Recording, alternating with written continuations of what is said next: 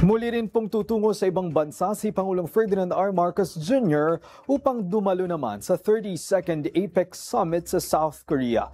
Dito inaasahang isulong ng Pangulo ang iba't ibang economic interest ng Pilipinas at palalimin ang kooperasyon sa mga member countries ng APEC.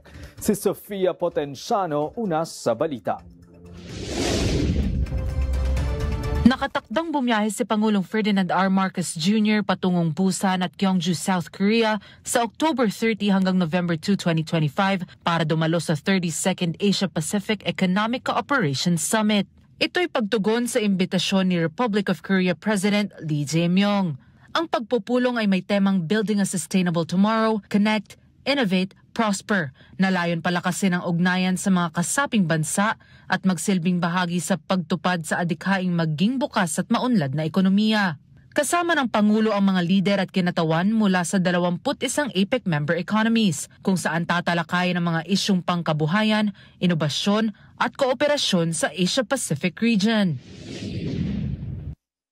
The President's participation is centered on advancing the Philippines' economic interests, forging deeper ties with APEC members, and reaffirming our commitment to APEC's vision of a more open, prosperous, and dynamic Asia-Pacific in a rapidly transforming regional landscape.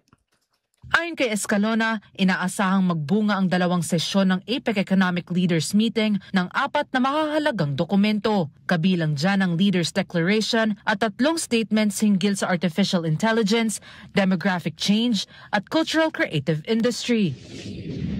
These topics reflect the priorities set by Korea as this year's APEC host and tackle trends that impact economic growth across the region.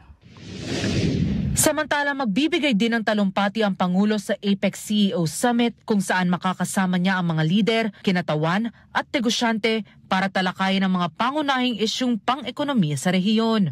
Bukod sa mga APEC activities, nakatakdaring makipagkita ang punong ehekutibo sa Filipino community sa Busan.